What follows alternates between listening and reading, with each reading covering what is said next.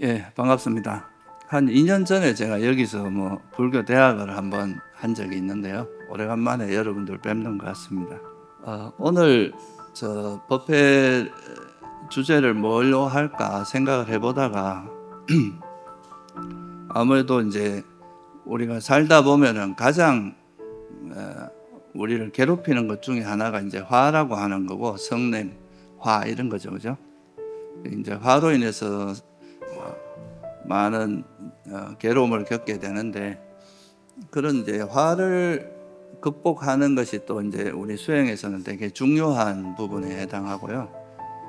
또 여러 가지 이제 부처님께서 말씀하신 수행법 중에 다양한 이제 수행의 그 방법이 있지만, 그 중에서 이 화를 극복하는데 좀 더 특화된 그런 수행 방법이 또 자해수행이라는 게 있습니다. 우리가 보통 이제 욕망을 특히 예욕을 극복하는 것은 부정간이라고 하는 수행을 많이 이제 닦고, 화를 극복하는 거에 이제 특화된 거는 자해수행, 그리고 생각이 많은 사람에게는 이제 호흡 수행을 하라고 이제 보통 권유를 하거든요.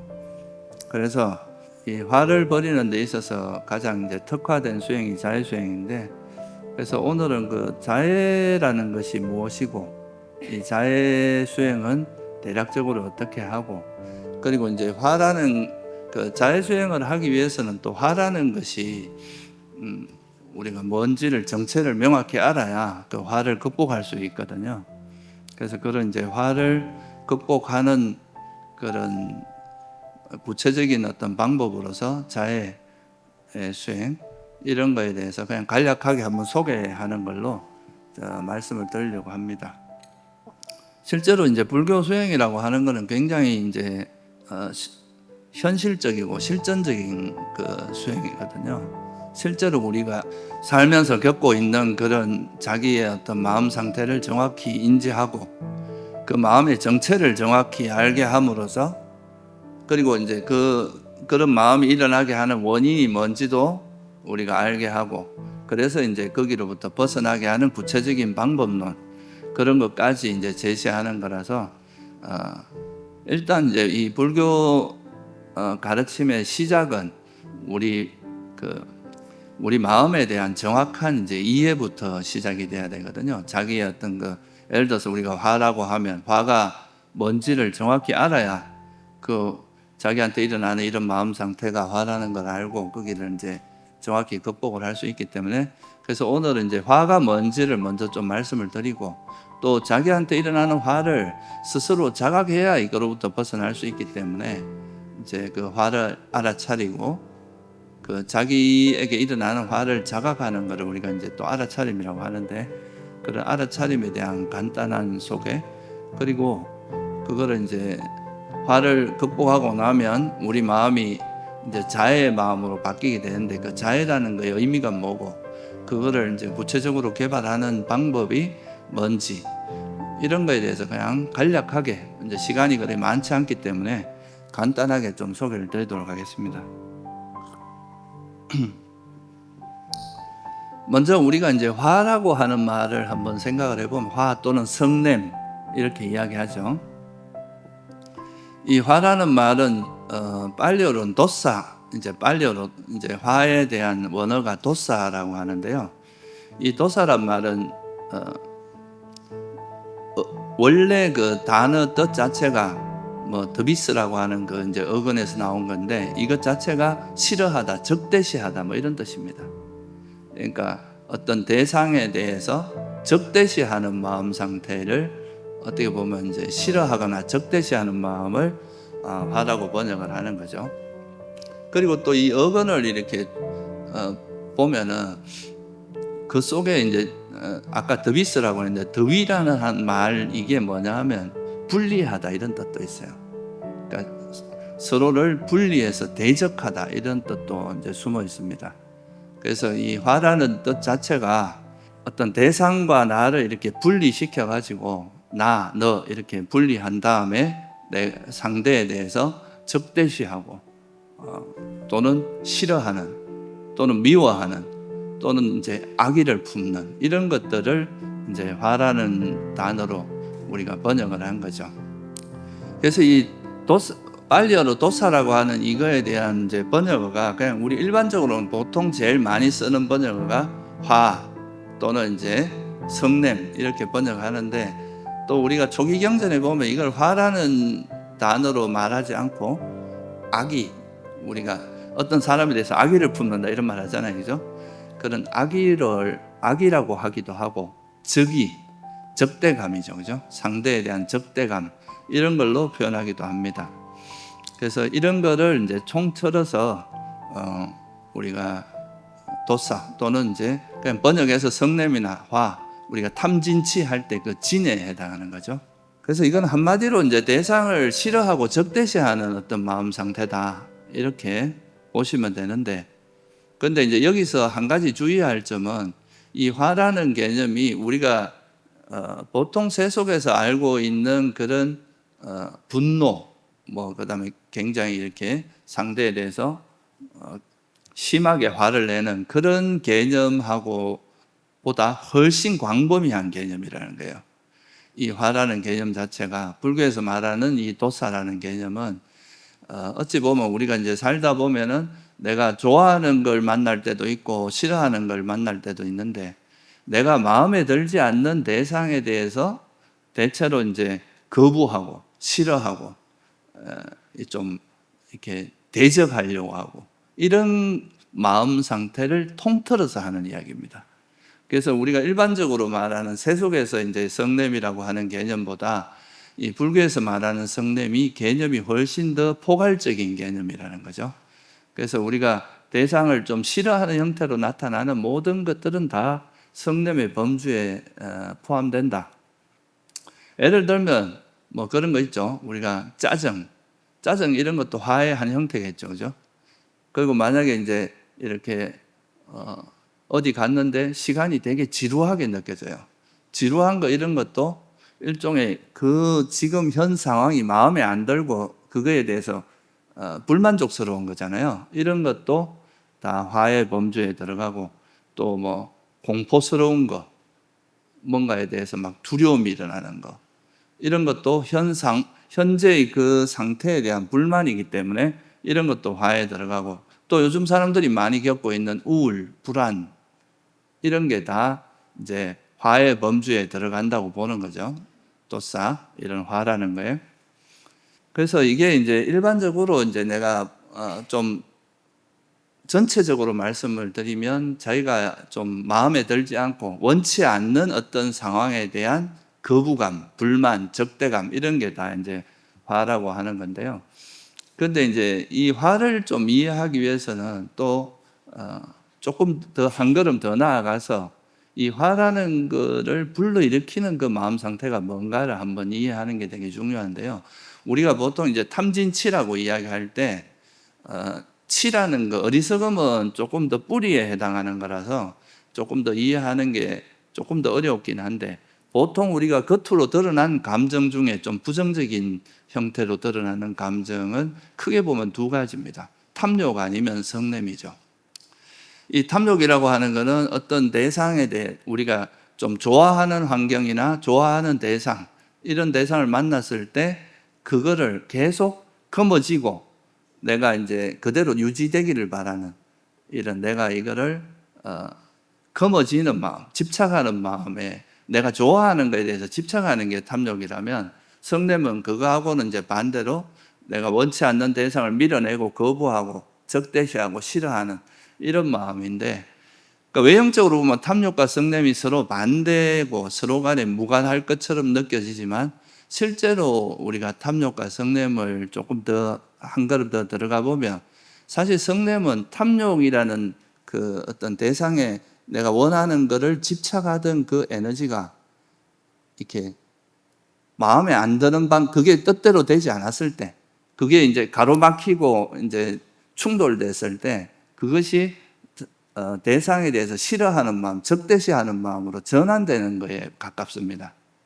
그러니까 화라는 것이 탐욕, 집착하고 무관한 게 아니라 내가 원하는 것을 얻고 싶어하고 실현하고 싶고 충족하고 싶어하는 그 마음이 이루어지지 않았을 때 그의 반작용으로 나타나는 게 성냄이라는 거죠. 그래서 이 성냄이라는 건 사실 탐욕의 반작용이고 성냄과 무관한 게 아니라 이 성냄과 탐욕이 무관한 게 아니라 성냄이라는 것은 탐욕이라는 그 어떤 자기 내면에 있는 욕구, 집착, 욕망 이것이 충족되지 않았을 때 이게 드러나는 어떤 마음의 부정적인 마음의 형태라는 거죠. 이걸 이해하는 게 상당히 중요합니다. 그래서 현대 심리학에서는 이 성냄을 2차 감정이라 그러기도 해요. 1차 감정은 이제 탐욕이라는 거죠. 욕망이고. 그러니까 자기가 원하는 뭔가를 거머쥐고 있는, 예를 들면 내가 돈을 벌고 싶다거나, 시험에 합격하고 싶다거나, 내 자식이 잘 됐으면 좋겠다. 이렇게 이제 내가 거머쥐고 있는 것이 있는데, 그것이 이제 현실 속에 실현되지 않으면 그 반작용으로 거기에 대한 이제 불만족, 좌절되면서 그로 인해서 오는 공격성이 드러나는 게 화라고 본다는 거죠. 그래서 우리가 화를 이해할 때 겉으로 드러난 이제 막 우리가 폭발하는 그런 감정, 이런 것들만 생각하면은 이 화를 이해하기가 쉽지 않은데 그 뒤에 숨어 있는 이 욕망을 이해해야 이 화라는 그 현상을 정확히 이해할 수가 있게 됩니다. 그래서 첫 번째는 이제 이 화라는 그 감정 자체가, 화라는 이 마음 자체가 내가 원하던 뭔가, 내가 거머쥐고 있던 집착하고 있던 뭔가가 이루어지지 않았을 때 그거의 반작용으로 드러나는 것이 바로 화다. 이렇게 이해하시면 좋을 것 같습니다. 실제로 이거는 이제 요즘 현대 심리학에서도 이런 것들은 이런 식으로 이야기하는 내용들이 많이 있습니다. 자기가 이제 뭔가를 하고자 했을 때 그게 좌절되는 경우가 많잖아요. 내가 하고 싶은 걸 다 하고 사는 게 아니잖아요. 세상 살다 보면. 근데 내가 하고 싶은 일이 이제 그대로 실현되지 않고 이 좌절됐을 때 그거의 반작용으로 드러나는 그런 공격성이나 어떤 그거에 대한 불만족 이런 것들이 바로 화라고 보는 거죠. 실제 이게 우리 뇌에서도 비슷합니다. 여러분들이 뭔가를 이제 어떤 일을 하기 전에 막 기대를 하잖아요. 이렇게 됐으면 좋겠다 하고 막 기대를 하고 있는데 그 기대 수준에 맞게 이제 소위 요즘 사람들이 많이 이야기하는 도파민이 막 올라가는 거예요. 이렇게 잘 되겠지 하고 기대하고 올라갔는데 막상 현실을 보면 그 기대 수준에 미치지 못하고 그것이 충족되지 못하면 이게 갑자기 이 도파민 수치가 뚝 떨어지거든요. 그럴 때 느끼는 우울함, 그리고 무기력함, 이런 것들이 대부분 이제 화의 형태로 나타나는 불만족의 형태로 나타나는 거죠. 그래서 여기서 말씀드리려고 하는 거는 우리가 뭐를 원하고 뭔가를 하고자 하는 그거는 사실 문제가 되지 않습니다. 근데 탐욕이라고 하는 건 거기에 집착한다는 거거든요. 우리가 그냥 단순히 어떤 방향성을 가지고 그쪽으로 하기를 내가 이렇게 하겠다고 생각하는 것은 그렇게 하다가 만약에 누구하고 내가 이제 뭔가 친해지고 싶었어요. 근데 친해지지 않아요. 뭔가 인연이 안 돼서 잘 안 돼. 그러면은 보통 정상적인 마음 상태 같으면 나하고 좀 인연이 안 맞구나 참 하고 물러날 수 있는데 이 집착이라는 게 들어가면 그런 것들이 분명히 인연이 아님을 알고도 물러나질 못해요. 포기가 안 되는 거죠. 그러니까 이제 이런 집착에 계속 그거를 이제 얻고자 하는 마음으로 달려가기 때문에 그 반작용으로 오는 그 불만족, 불만 이런 것들이 훨씬 커지겠죠, 그죠? 그래서 사실 이게 화라는 거는 탐욕이라는 건 집착이 본질이거든요. 그런 집착의 강도에 비례한다는 거예요. 그 고통의 크기가.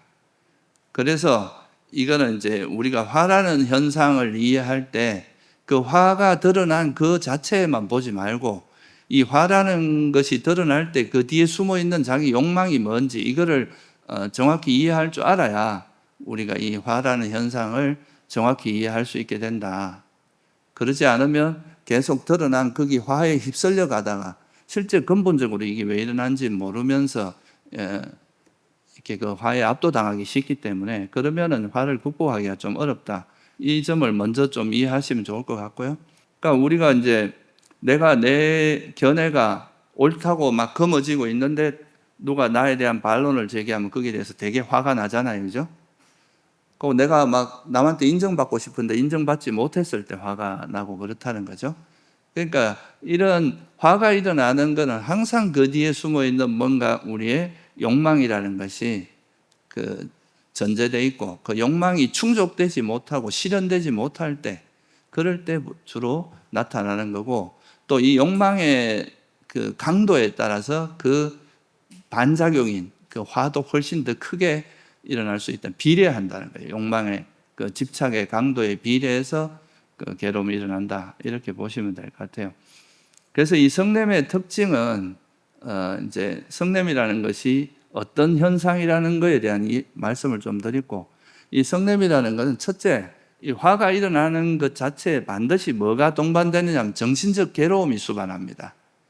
그래서 이 화가 일어날 때는 항상 제일 먼저 괴로운 게 이제 자기 자신이에요. 보통 이 화라는 건 대상에 대한 공격성이거든요. 어떻게 보면 다른 대상을, 내가 미워하는 대상에 대해서 적대시하고 공격적이고, 뭔가 이렇게 거부하고 싫어하는 그런 마음 상태인데, 역설적으로 이 화가 일어나면 제일 먼저 공격받는 게 누구라는 겁니까? 자기 자신이라는 거예요. 이게 내가 원하는 의도는 상대를 고통 주고, 상대에게 뭔가 내가 안갚음을 하고, 상대를 힘들게 하려고 화를 내는 거거든요. 어떻게 공격적으로 대하는 거니까. 근데 실제 이 화라는 것은 상대를 공격하기 이전에 자기부터 공격한다는 거예요. 제일 먼저 일어나는 게 자기 자신에 대한 괴로움, 자기 마음이 일단 무너지고, 그리고 이제 그러면서 자기 마음에 이제 평정심도 깨지니까 뭐가 없어지겠습니까? 자기 마음의 균형이 깨지니까 판단력도 흐려집니다. 내가 지금 이 행동을 해야 되는 건지 안 해야 되는 건지, 이 했을 때 어떤 결과가 일어나는지 이런 거를 판단할 수가 없게 돼요. 그러면 이 감정에 그냥 휩쓸려 버리죠.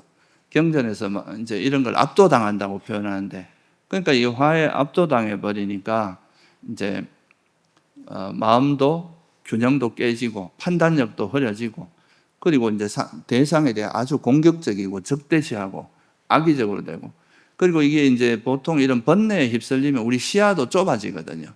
보는 것이 이렇게 넓게 볼 수 있는 게 아니라 시야가 좁아지기 때문에 그런 것들이 다 이제 동시에 작용하는 게 화라는 현상입니다.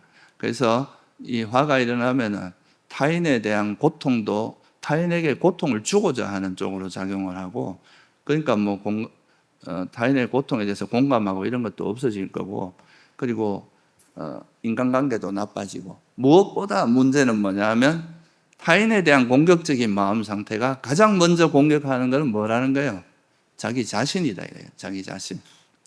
그래서 이게 안구따라 니까야에 보면은 분노경이라는 경이 있습니다. 이 경에 보면 이런 표현이 있어요. 화에 압도당하면 적들이 원하는 걸 이루어준다. 여러분들이 적이 만약에 이제 화를 낸다는 건 이제 상대를 적대시하는 건데, 그 적에게 바라는 게 뭐겠어요? 그 사람이 손해 보길 바라고, 그죠? 어디가 잠도 못 자고 막 고통받길 바라고, 그 재산이 없어지길 바라고, 또 남들에게 명성이 없어지고 막 비난받길 바라고, 또 친구가 없이 홀로 있길 바라고, 이런 마음으로 간단 말이에요. 화가 날 때. 근데 실제 화가 나면은 이 경전에서 하는 말이, 남이 이제 얼굴도 흉해지고 잠도 못 자고 이렇게 하는 그것이 그대로 어디로부터 온다는 겁니까? 자기가 그래 된다는 거예요. 화가 나면 일단 본인 얼굴도 찡그려지고 흉해지고, 그리고 화가 나면 나도 잠을 못 자죠. 그리고 나에게도 이제 예를 들어서 판단력이 흐려지면 어떤 손해가 생길 수도 있고 재산도 없어질 수 있고, 또 한 번 큰 화를 내면 사람들에게 저 사람 가까이 못할 사람이다, 이런 이제 안 좋은 평판도 생기고 인간관계도 나빠지고 이렇게 된다는 거죠. 그래서 이게 이제 화가 가지고 있는 가장 큰 해로움이라고 보는 겁니다. 이게 타인에게만 공격적이 되는 게 아니라 이 화라는 에너지 자체가 이제 밖으로 나가면서 타인에게 굉장히 공격적이고 거칠고 이렇게 상처 주는 말, 이런 걸 하게 되는데, 그게 타인에게만 가면 끝나는 게 아니라 제일 먼저 그와 똑같은 방식으로 자기 자신에게 돌아온다는 거죠. 이게 이제 화가 가지고 있는 굉장히 위험한 마음 상태라고 이제 부처님께서 말씀하셨습니다. 그래서 보통 이제 화가 다른 사람에게만 뭐 이제 좀 고통을 주고 이렇다고 생각이 쉬운데, 그게 아니라 다른 사람에게 고통을 주고 힘들게 하기 이전에 가장 먼저 자기 자신부터 해친다는 거. 이게 이제 부처님이 말씀하신 가르침입니다. 그래서 이렇게 이제 화라는 현상이, 우리가 여러분들이 살다 보면은 뭐 어떻게 자기가 원하는 상황만 만나고 살아가겠어요, 그죠? 내가 미워하는 사람도 만날 수밖에 없고, 내 마음에 안 드는 사람도 만날 수 있고, 항상 성공하지 못하고 좌절도 맛보게 되고, 그러니까 우리가 원하지 않는 그런 환경들을 만나게 되는데, 그럴 때 보통 이제 그럴 때 일반적으로는 화가 난다는 거예요. 그거에 대한 불만이 일어나면서 화가 나는데, 그렇다면은 이 세상은 어쩔 수 없이 내가 원치 않는 대상을 만날 수밖에 없는데, 그럴 때마다 화를 내고 그로 인해서 내가 막 계속 상처받고 힘들어하고 이러는 거는 별로 이익이 없다. 그러니까 이런 화를 내는 것이 우리 삶에 도움을 주는 게 아니라 굉장히 해롭다는 거죠. 우리가 화를 낼 때는 막 속 시원하고 그 막 꽃이다 하고, 이제 내가 미워하는 사람이 뭐가 잘못되면 막 되게 고소해하고 이런 마음이 들 수도 있는데, 실제로 그런 마음이 알고 보면 자기를 제일 먼저 해치고 있다는 것, 자기를 망가뜨리고 있다는 것, 이런 걸 이해하면 화를 안 내고 우리가 어떤 상황, 자기가 마음에 들지 않는 상황을 만날 수밖에 없는데, 그럼 이런 걸 화를 안 내면서 처리할 수 있는 방법은 없나? 화를 내게 되면은 분명히 판단력 떨어지고 막 여러 가지 문제점들이 많이 생긴다는 걸 알면 어떻게 하면 화를 안 내고 이거를 대응할 수 있느냐? 그러니까 이제 그 방법을 부처님께서 설한 게 바로 그 화를 내지 않고 대응을 하는 것이 훨씬 더 우리에게 유익하고, 그렇게 해야 우리가 이제 실제로 괴로움에서 벗어날 수 있다는 거죠. 우리가 목적은 괴로움에서 벗어나는 건데, 내가 원치 않는 대상을 만날 때마다 화를 낸다면 괴로움에서 벗어날 수가 없겠죠, 그죠? 그래서 이제 이런 상황에서도 화를 내지 않고 대응을 하는 방법이 바로 자애의 마음이라는 거예요. 화를 내지 않고 하는 것. 그래서 이런 거를 이제 하기 위해서는 첫째, 여러분들이 뭐냐 하면 우리가 요즘 말로 뭐 메타인지란 말을 많이 쓰잖아요. 자기가 뭘 하고 있다는 거를 알아야 되겠죠, 그죠? 그러니까 자기가 막 화를 내고 있으면서도 옆에서 막 왜 그래 자꾸 화를 내세요? 내가 언제 화냈다고 그래? 이렇게 말하는 사람도 있단 말이죠. 그러니까 내가 화내고 있다는 것 자체를 모르는 경우가, 이러면 개선이 안 되는 거예요. 그래서 내가 이제 어떤 뭔가 사람과의 관계를 하거나 어떤 일을 처리할 때 화가 일어나면은, 화라는 현상이 이렇게 공격적이고 거부하고 적대시하고 악의적인 이런 마음이라는 걸 이해하면, 내 마음에서 그런 마음이 꿈틀거릴 때 그거를 알아차리는 힘이 있어야 됩니다. 내가 지금 화가 이제 올라오기 전에 이 전조 현상을 자기가 스스로 알 수 있는 힘이 있어야 되는 거죠. 그걸 모르면 이제 이미 화를 내서 문제를 다 크게 만들어 놓고 나서 그때 가서 화를 버리려고 하면 그건 화가 버려지지 않겠죠, 그죠? 그러니까 이제 자기에게 일어나는 화가 일어날 때, 이거 화가 일어난다, 성냄이 있을 때 성냄이 있다는 것을 자각하는 힘을 연습을 해야 됩니다. 그게 바로 우리가 알아차림이라고 하는 거예요. 여러분들이 화가 날 때는 대상을 향해 있어요, 우리 마음이. 근데 그 대상을 향하는 그 마음을 돌려서 내가 지금 내 마음에서 화가 일어나고 있구나, 화가 나는구나, 이렇게 알아차리고 현재 내 마음이 화에 물들어 있고 화에 오염되어 있고 화가 진행되고 있다는 것을 자각하는 것, 이게 이제 이루어져야 우리가 화해로부터 벗어날 수 있거든요. 그러면 이 화라는 걸 자각하게 되면 여러분들이 살면서 화를 냈을 때 일어나는 수많은 문제점들을 경험상으로 알고 있습니다. 화를 내면은 아주 별거 아닌 일이 오히려 더 커져 버리고, 자기 자신도 엄청 고통받고 상대에게도 큰 고통을 주고, 또 어떻게 보면 수십 년 친하게 지내오던 관계가 화 한 번 크게 내므로서 관계가 깨지기도 하고 하잖아요. 그런 화의 위험성을 알면 이 화라는 걸 자각하는 순간 마음을 돌릴 수 있는 그 계기가 되거든요. 그래서 이 화라는 것이 우리 삶에 얼마나 해악이 많다는 것, 그거를 이해하고 마음을 이제 화를 내려놓는 쪽으로 마음을 쓸 수가 있고요. 또 앞서 말씀드렸지만 화라는 것이 그냥 드러나는 게 아니라 화 뒤에는 뭐가 항상 있다 그랬습니까? 여러분의 욕망이 숨어 있어요. 그냥 화가 그냥 드러나는 게 아니라 내가 원하는 것이 이루어지지 않을 때 드러나는 거기 때문에 그 뒤에 내가 어떤 욕망을 가지고 있고 어떤 집착이 있는지 그걸 한번 돌아보고, 아 정말 이게 이 세상에 있는 걸 내 마음대로 통제되지도 않고, 그러고 뭐 예를 들어서 내 견해에 너무 집착을 하고 있다 하면 사람마다 자기 견해는 다 소중하게 생각한단 말이죠. 그러면 다른 타인을 존중하면서 내가 내 견해를 주장하거나 설득하거나 이래야 되는데, 그게 아니라 이제 그런 마음이 없다 보면은 상대를 공격하게 된단 말이죠. 적으로 규정하고. 그러니까 이런 식으로 자기에 있는 욕망을 들여다보면 그 욕망을 지탱하는 거에는 뭐가 있느냐 하면 그런 나라는 것에 대한 통제욕, 내가 뭔가를 하려고 하는 통제욕이라든가, 그리고 이제 뭐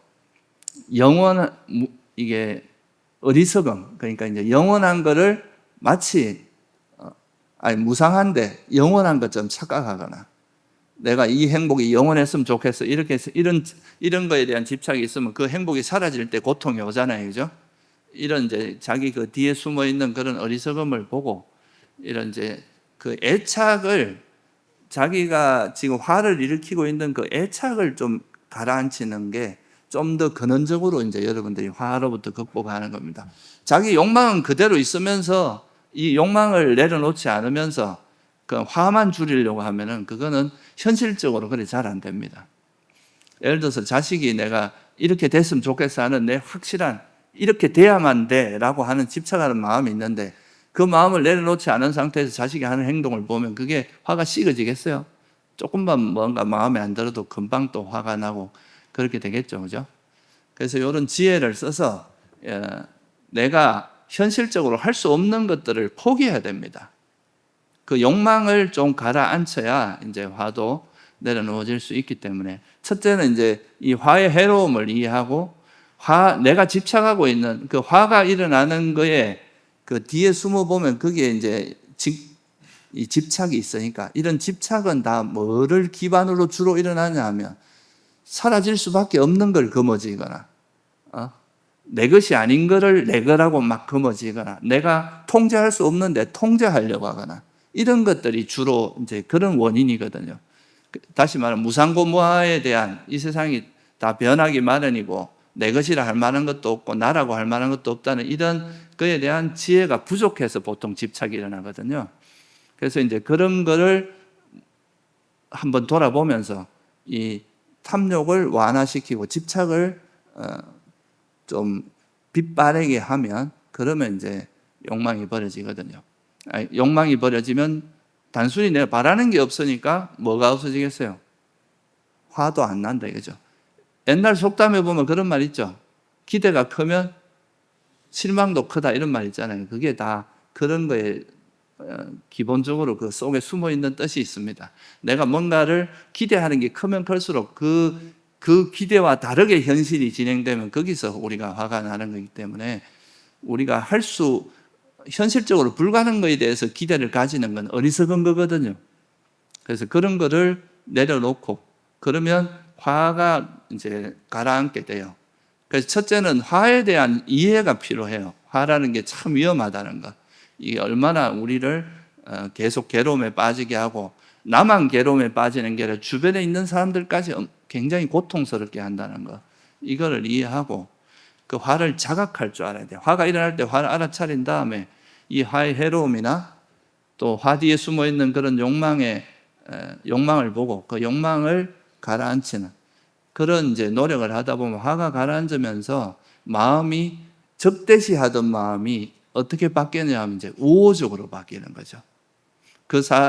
대상에 대해서 싫어하고 적대시하고 악의적인 마음이 가라앉으면 그 대상을 오히려 그 대상이 화가 날 때는 나도 해치고 남도 해치는 방향으로 마음이 써지게 되는데 이 화가 가라앉으면 나에게도 이익이 되고 타인에게도 이익이 되는 방향으로 마음이 전환됩니다. 이게 되게 자해의 가장 중요한 전환이에요. 인식의 전환이 일어납니다. 그러면서 결국은 이제 이 화가 없는 마음이라는 것이 이제 화가 놓아졌을 때의 그 변화는 아까 화가 나면 우리가 대상에 대해서 적대시하고 막 악의적이고 이렇게 된다 그랬잖아요. 근데 화가 버려지면 대상에 대해서 좀 더 차분해지고 우호적이 되고 친절하게 되고 좀 더 상대가 괴롭기를 바라는 게 아니라 행복하기를 바라는 마음 이렇게 바뀌게 되는데 이런 이제 화가 없는 마음이 특히나 이제 우리가 인간관계, 생명에게 갔을 때 그거를 우리가 자애라고 합니다. 그러니까 어떻게 보면 자애라는 말이 화가 없다는 말에 포함되는 건데 특히나 이제 우리가 생명체에게 화를 내는 일이 많기 때문에 생명체에게 해당할 때 주로 이제 자애라는 표현을 씁니다. 이 자애 그 어원이 뭐냐면 맺다, 빨리어로 맺다라고 하거든요. 여러분들이 아마 그 맺다 숫다 이런 말 들어본 적이 있을 거예요. 자애경을 맺다 숫다라고 하는데 이 자애란 말이 어디서 온 말이냐 하면 빨리어로 이제 믿다라는 표현이 있어요. 믿다. 이 믿다 뭐냐면 믿다란 말은 친구란 뜻이거든요. 그러니까 이 친구라는 말에서 파생된 말이 자애예요. 그러니까 다르게 말하면 뭐겠어요? 친구처럼. 그러니까 아주 친한 친구처럼 대하는 마음이다 이 말이에요. 대상을 대할 때 우리가 화가 있으면 악의적으로 대하잖아요. 그죠? 근데 우리가 이 마음이 화가 버려지면은 이 대상을 대할 때 악의가 없어지고 호의가 생기는 거죠. 우호적이 되고 친구처럼 아주 편안한 마음으로 대하는 거. 이게 이제 자애의 마음의 특징입니다. 그래서 화가 있을 때는 상대가 고통받길 바라고 괴롭기를 바라지만 그리고 자기 자신도 고통받아요. 화가 일어나는 순간. 근데 이 마음이 화가 놓아지면서 성냄이 없어지면서 이제 자애로 전환이 되면은 나도 편안해지고 상대도 행복해. 나와 남이 같이 행복한 형태로 마음이 전환이 되게 된다는 거죠. 이게 이제 친한 친구하고 같이 있는 것 같은 그런 마음이 된다는 거예요. 우리가 처음에 화가 있을 때는 같이 있을 때는 그냥 막 원수하고 같이 있는 마음 상태인데 이 자애가 있을 때는 오히려 친구하고 같이 있는 것 같은 그런 마음 상태가 된다는 거죠. 그래서 이게 자애의 마음은 한마디로 말해서 친구를 대하듯이 우호적이고 친절하고 그 다음에 행복하기를 상대에게 행복하기를 바라는 그런 마음이 자애의 마음이라는 거죠. 그리고 여기서 한 가지 더 여러분이 조금 더 이제 이해해야 될 건 자애하고 우리가 일반적인 사랑하고 또 혼돈할 수 있거든요. 내가 너를 얼마나 너를 위하고 너를 위해서 하는 건데 이렇게 생각할 수 있지만 아까 화의 배경에는 뭐가 있다 그랬습니까? 욕망이 있다 그랬잖아요. 그러니까 화가 없다는 말은 욕망이 없다는 말도 포함하고 있습니다. 거기에 내가 바라는 게 들어가면 그게 뭐라는 뜻이에요? 상대에게 이렇게 내가 너를 위해 네가 잘 됐으면 좋겠어 하면서 내 욕망을 실현하려고 하면 이게 자애라고 할 수 있겠습니까? 그거는 강요죠. 그리고 그건 사실은 내 욕망을 상대에게 실현하려고 하는 거랑 같습니다. 그래서 원래 이제 진짜 자애는 내가 상대가 잘 되기를 바라지만 거기에 애착하는 마음이 없어야 돼요. 뭔가 바라거나 그 사람에게 이렇게 되기를 바라는 게 아니라 진짜 그 대상이 있는 그대로 그 모습을 수용해 주면서 그냥 그 사람이 행복하길 바라는, 그 사람이 잘 되기를 바라고. 여러분 진짜 친구는 뭐 친구를 내가 내 의지대로 끌고 가거나 내가 통제하려고 하는 게 아니잖아요. 그죠? 그냥 그 친구 있는 그대로를 인정해 주고 그 친구가 행복하길 바라는 이런 마음이잖아요. 그러니까 이 자애의 마음도 그런 마음이 돼야 된다는 거죠. 자기 욕망을 그 대상에 실현하려고 하는 것은 욕망의 다른 모습이지 그게 자애가 아니라는 거예요. 진짜 자애에는 집착이 없어야 돼요. 그러니까 집착이 없기 때문에 그 사람이 뭘 해도 실망하거나 그러지 않을 수 있겠죠. 그리고 이 자애의 마음이 있어야 대상에 대해서 내가 통제하려고 하는 마음을 멈추게 됩니다. 진짜 자애는 욕망이 없다 그랬잖아요. 그죠? 그러면 상대를 내가 원하는 대로 어떻게 되기를 바라거나 통제하거나 강요하거나 이런 에너지가 빠지는 거죠. 보통 우리가 잘못 착각하면은 내가 너 잘 되기를 바란다 하면서 사실은 자기 마음에 있는 결핍이나 자기 욕망을 상대에게 실현하려고 하는 경우도 많단 말이죠. 그러니까 그런 거는 진짜로 자애가 아니라 그거는 내 욕망을 상대에게 실현하려고 하는 거죠. 그런 게 아니라 이게 이제 그런 정말 화가 버려지고 정말 상대가 잘 되기를 바라는 마음이 되려 그러면 상대의 모습을 있는 그대로 수용해주고 받아들일 수 있는 그런 상태가 된다는 거예요. 그래서 이게 이제 자애의 마음에 되게 중요한 부분입니다. 억지로 그걸 상대를 내 의지대로 끌고 가려고 하는 것은 자애가 아니라 집착이고 욕망에 불과하다. 이런 거를 이해하시면 좋을 것 같고요. 그래서 이 자애의 마음이 되면 화가 났을 때는 보통 우리가 비유를 할 때 이게 이제 그 끓는 물에 비유를 하거든요. 끓는 물에다 불을 떼면 물이 부글부글 끓잖아요. 그죠? 우리 마음이 부글부글 끓고 균형이 깨지는 상태예요. 근데 이 자애의 마음이 되면은 마음의 균형이 잡히고 대상에 대해서 우호적이고 친절하고 시야도 넓어집니다. 이게 막 화가 났을 땐 시야가 확 좁아지는데, 그리고 이제 판단력이 좋아지죠. 왜냐하면 이제 마음의 균형이 생기니까. 그전에는 화에 확 압도당하면서 뭔가 판단할 수 있는 마음이 안 되는데, 이게 빠지면서 마음의 이제 균형이 되고 공감 능력이 이게 내가 내 거를 상대에게 강요하려고 하지 않고 그냥 있는 그대로 봐주면 상대의 아픔도 아픔 그대로 받아들이게 되고 상대의 마음을 그대로 이제 수용하는 그게 이제 공감이잖아요. 그죠? 그런 공감 능력도 이제 향상이 됩니다. 제가 이제 이 절생활 오래 하면서 느낀 것 중에 하나가 수행을 많이 하는 사람일수록 오히려 공감 능력이 떨어지는 경우가 되게 많아요. 네? 수행을 많이 했다고 하면서 자기가 아는 걸 막 남한테 막 이야기하고 싶어 하는 거는 많은데 상대의 어떤 그 마음이나 그런 괴로움을 공감하기보다는 막 그걸 함부로 그 번뇌 일으키지 마 중생심이야 막 이렇게 너무 쉽게 이야기하고 그렇게 이제 하기 쉬운데 원래 제대로 된 자애심이 길러지고 우리가 수행이 올바르게 진행이 되면 제일 먼저 드러나는 게 화가 적어집니다. 만약에 어떤 수행을 해도 마찬가지예요. 어떤 수행을 해도 탐진치가 이제 적어지는 게 수행이기 때문에 만약에 수행이 제대로 진행이 됐다면 사람들에게 막 적대시하고 남을 막 좀 까내리려고 하고 남이 뭐 잘한 거 있으면 그거 자꾸 깎아내리려고 한다거나 이렇게 하지 않고 그 사람을 있는 그대로 이렇게 수용해주고 받아들여주고 이렇게 하는 게 이제 자애의 기본인데 그래서 이 자애심이 이제 생긴다는 거는 그렇게 마치 이 자애심이 많은 사람하고 같이 있으면 너무 편안한 거예요. 마치 오랜 친구하고 같이 있듯이. 왜냐하면 항상 그 상대가 잘 되기를 바라는 마음으로 관계를 해주잖아요. 그러니까 어떤 내 것을 상대에게 강요하는 게 아니라 그 사람을 있는 그대로 봐주면서 그 사람이 잘 되기를 바라고 그 사람이 행복하기를 바라고 이런 마음으로 대해주니까 같이 있으면 너무 편하고 행복하죠. 그러니까 인간관계도 좋아질 수밖에 없는 거예요.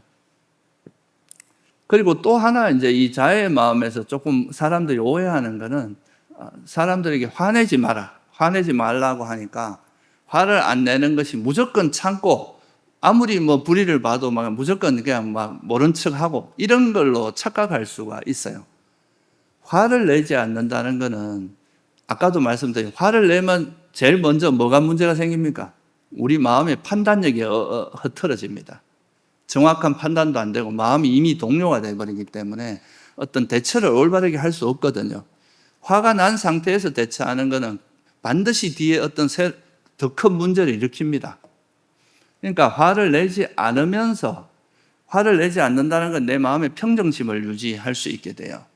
그러면 그 상황에서 더 적절하고 지혜롭게 판단하고 행동할 수 있거든요. 그게 사실은 되게 중요한 포인트입니다. 그러니까 자애가 지혜의 기반이 된다는 거예요.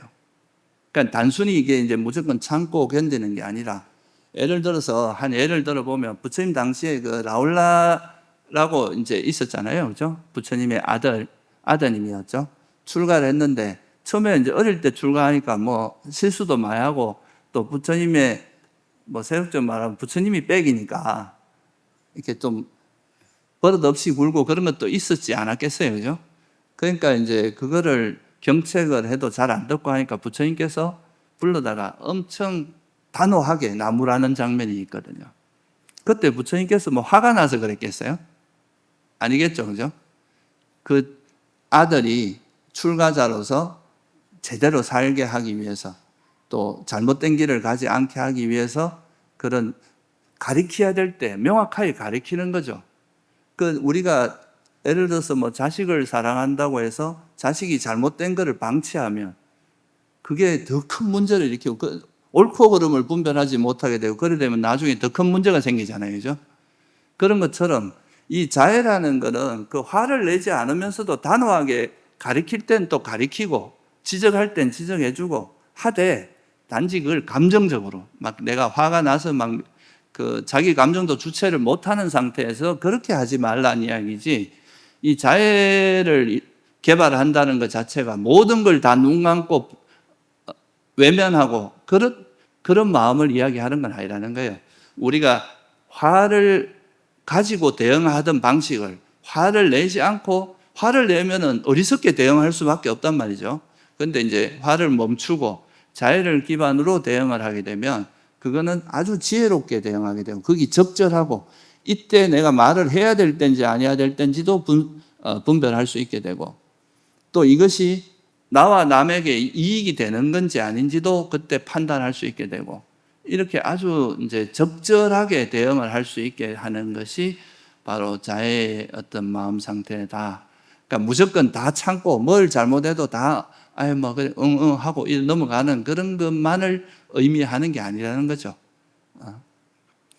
일단 아까도 말씀드렸지만 자애라는 것이, 그 화라는 것은 일단 일어나면 그 자기 마음부터 이렇게 병들게 만들어 버리기 때문에, 자기 마음부터 오염을 시키기 때문에 이게 그때 일어나는 모든 행동, 말이나 행동이나 마음 쓰는 게 다 이게 오염이 돼 버립니다. 그러면 그럴 때 하는 거는 별로 이제 올바른 방향으로 아니까 부작용이 많으니까 그런 거는 멈춰야 되는 거고. 근데 자애라는, 우리가 화를 내려놓고 자애의 마음으로 바뀌면은 이 행동이 나에게도 이익이 되고 타인에게도 이익이 되고, 이게 정말 적절한지 안 한지 이런 걸 잘 판단해서 할 수 있게 되기 때문에 그게 이제 올바른 방향의 전환이 된다는 거죠.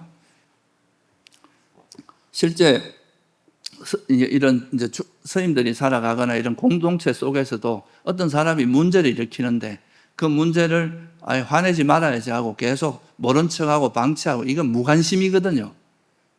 그렇게 하고 내버려 두면은 그 그 조직에 또는 공동체에 막 그 분란을 일으키고 문제를 일으키잖아요. 그럴 때는 오히려 단호하게 좀 그 사람에게 귀에 거슬리는 말이라도 할 줄 알아야 되거든요. 그게 어떻게 보면 진정한 자비라고도 할 수 있는 거죠.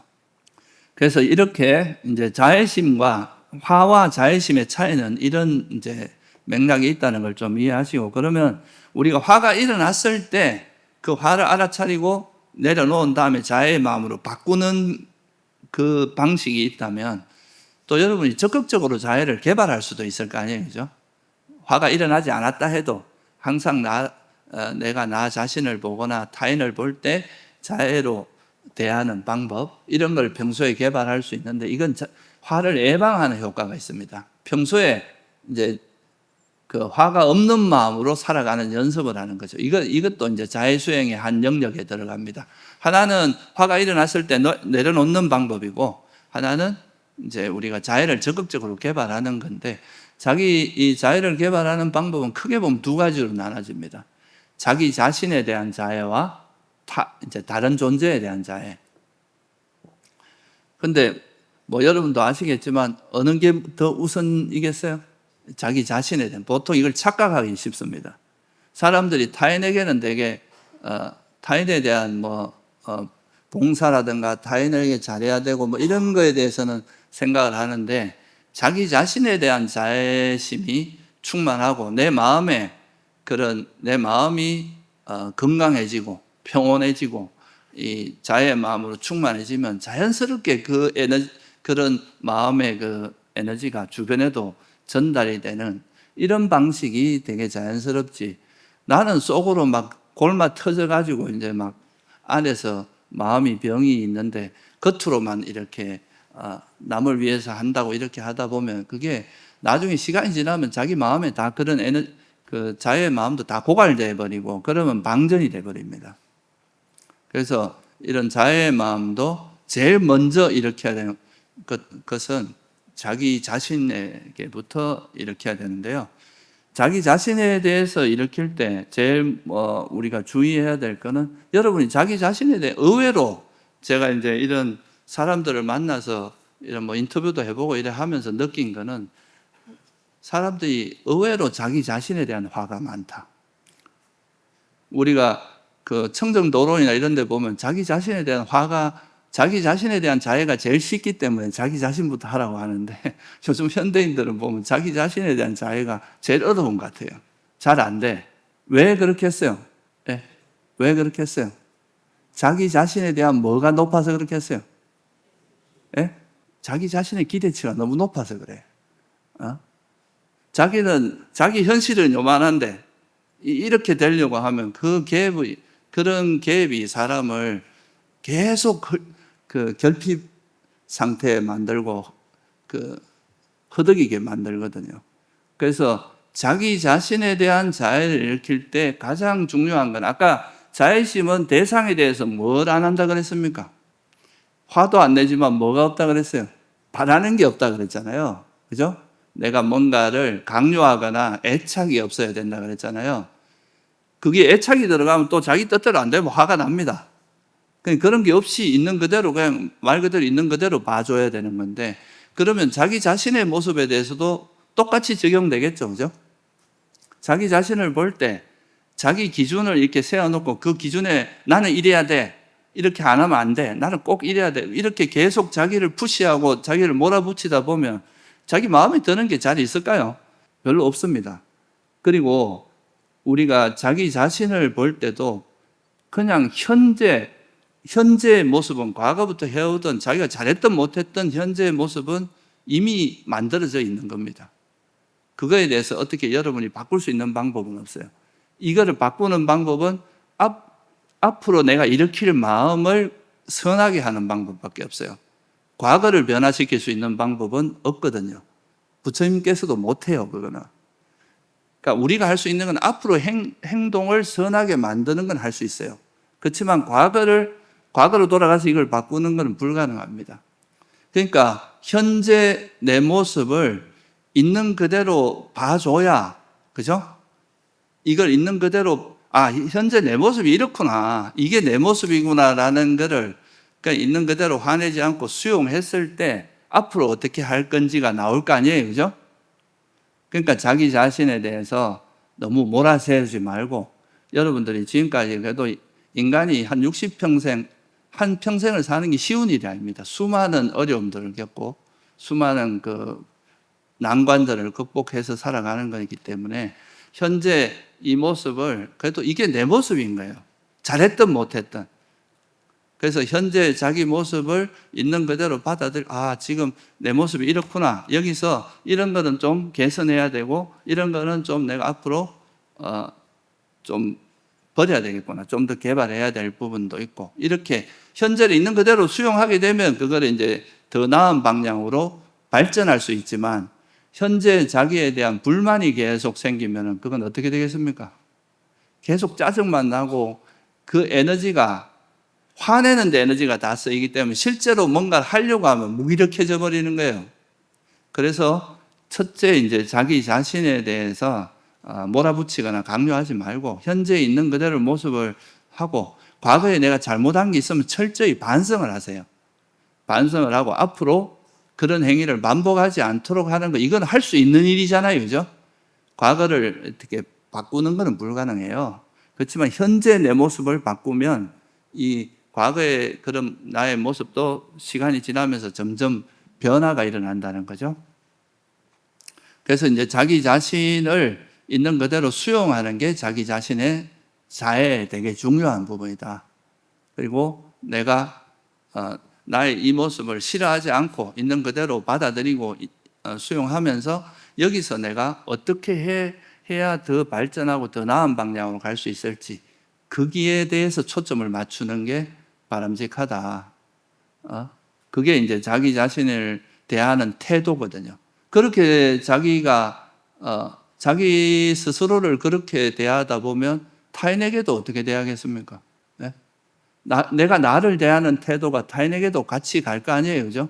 그러니까 타인도 다른 사람, 다른 존재들도 그래도 뭐 살면서 저렇게 열심히 살아온 거고 현재 그 모습 자체를 인정해 주면서 만약에 그 개선해야 될 부분이 있으면 적절한 때를 봐서 정말 이렇게 그 사람의 마음을 다치지 않게 좀 배려하면서 말을 충고를 해줄 수 있잖아요, 그죠?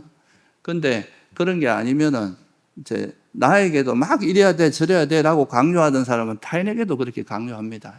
이래라 저래라 하고 막 이 탐욕이나 성냄 자체가 내 의지대로 뭔가 세상을 막 통제하려고 하는 에너지의 한 형태거든요. 내가 원하는 대로 막 하고 싶어 하는. 그러니까 자기 자신도 그냥 현재 자기 모습을 있는 그대로 솔직하게 수용하고 인정하는 것부터 발전이 시작되는 거예요. 그게 이제 그런 것처럼 타인을 이해할 때도 타인이 살아온 그 역사 속에서 그 사람이 가지고 있는 조건을 좀 받아들여주고 인정해주고 그 속에서 그리고 서로가 서로를 이제 존중하고 그러니까 정말 친구가 이렇게 뭐 살아오면서 힘든 일 겪었다고 해서 막 친구가 너 왜 그렇게 못났냐고 그렇게밖에 못해 이러진 않잖아요, 그죠? 그 사람을 이제 다독거려 주면서 그래도 앞으로 이렇게 하는 게 서로에게 그 사람에게 좋지 않겠나 또는 더 발전적인 방향으로 가고 그게 더 바른 길 또 더 행복하게 할 수 있는 길로 대응을 할 수 있겠죠, 그죠? 그렇게 하면서 타인에 대해서도 자애심을 불러일으킬 수가 있게 돼요. 자기 자신에 대한 자애가 되게 중요한 거죠. 그래서 이게 상류단 이가에 보면은 말리가경이라는 경이 있는데요. 거기 보면은 이 마음으로 사방을 찾아보건만 자신보다 사랑스러운 자 볼 수가 없다. 이처럼 누구에게나 자기 자신이 사랑스러운 법. 그러니 자기를 사랑하는 자 남을 해치지 말라. 그러니까 자기가 자기를 소중하게 생각하는 만큼 타인을 소중하게 생각해 주면, 그죠? 그러면 이게 타인을 대할 때 그렇게 막 공격적이거나 적대적으로 악의적으로 대하지 않는다 이거예요. 그러니까 내가 나를 소중하게 생각하는 만큼 타인도 자기 자신을 그렇게 생각하는데 그 타인을 무시하고 막 함부로 하고 이러면은 내가 상처받는 것처럼 타인도 상처받는다 이거죠. 그래서 이제 그런 거를 잘 하는 게 자기 자신을 자유롭게 대하는 그 마음을 타인에게 그대로 이렇게 전가하는 것, 그죠? 그게 바로 타인에 대한 자애입니다. 그렇게 하다 보면 나와 남의 경계가 허물어져요. 그러니까 내가 행복하기를 바라고 내가 잘 되기를 바라는 마음이 타인에게 그대로 이렇게 이어지고 차별이 없어진다 이거죠. 이렇게 할 때 제일 안 되는 사람이 누구냐 하면 미워하는 사람. 내가 이 인간까지 왜 내가 행복하게 좋게 마음을 써야 되느냐. 이런 이제 거부감이 계속 일어나죠. 그 사람에 대해서. 근데 이제 여러분이 그런 마음이 들 때 잘 생각해야 될 거는 내가 그 사람을 용서해 준다고 해서 그 사람의 잘못이 없어지는 거 아니에요. 그러니까 여러분들의 마음이 선해지는 거지 그 내 용서라고 해서 그 사람은 자업자득이에요. 자기가 지은 업은 자기가 지은 행위에 대한 결과는 고스란히 자기가 받아야 됩니다. 여러분이 용서를 해준다고 그 죄가 사해지는 게 아니에요. 만약에 내가 남의 죄를 사해줄 수 있다면 그게 가능하다면 뭐 부처님 같이 자비로우신 분이 여러분 죄도 다 사해주고 갔겠죠. 근데 그 남의 업을 어떻게 해줄 수는 없어요. 그렇지만 내가 미워하는 사람을 계속 미워하는 이 마음 자체가 자기를 병들게 해요. 자기를 병들게 하고 자기를 고통스럽게 아까도 말했지만 그거는 그 미워하는 사람이 바라는 일일 수도 있고 굳이 내가 그렇게 할 이유가 없잖아요. 내가 화를 안 내고 그 자의 마음으로 대응을 해도 내가 그 사람에 대해서 잘못을 지적하거나 그 사람의 잘못을 우리가 뭐 받을 수 있도록 하거나 이런 거는 그 이제 충분히 또 지혜롭게 대응할 수 있는 거기 때문에 내가 용서해 준다고 그 사람이 잘 되면 어떡하지 이런 걱정은 안 해도 됩니다. 그 사람이 지은 행위는 자업자득이에요. 부처님 말씀은 인과는 확실하기 때문에 그런 거에 대해서는 걱정하지 말고 본인이 행복하고 평안 길을 가는 게 바람직하다 이거죠. 그렇게 해서 이제 나 자신뿐만 아니라 타인에게까지 확장을 하는 거죠. 우리 마음을. 이걸 우리가 경계 허물기라고 합니다. 그러니까 나와 남의 경계를 허무는 거예요. 차별 없이. 이게 이제 사람에까지만 가는 게 아니라 더 나아가면 어디로 또까지 확장이 될 수 있겠어요?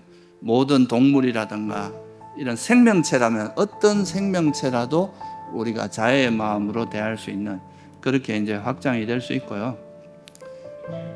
그렇게 하다 보면은 이제 모든 존재, 이 세상에 살아있는 생명을 가진 모든 존재는 다 내가 이렇게 건강하고 행복하기를 바라고 소중한 것처럼 다 그렇게 되기를 바라는 그런 마음으로 대할 수 있는 그게 이제 자애가 점점 확장이 돼가지고 나에 머물지 않고 점점 확장돼서 모든 존재, 이 세상에 있는 모든 사람들이 다 모든 생명체들은 다 그렇게 될 수 있도록 하는 거 이게 이제 자애의 마음 이런 걸 우리가 무량심이라고 하는 거예요. 그래서 이거 자애를 사무량심 중에 하나를 자애라고 하잖아요, 그죠?